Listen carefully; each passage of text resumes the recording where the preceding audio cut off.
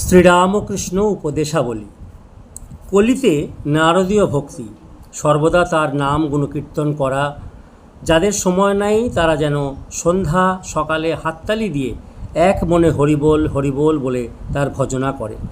কলিযুগের ভক্তি যোগী ভালো, বিষয়বুদ্ধি থাকতে সোহম হয় না।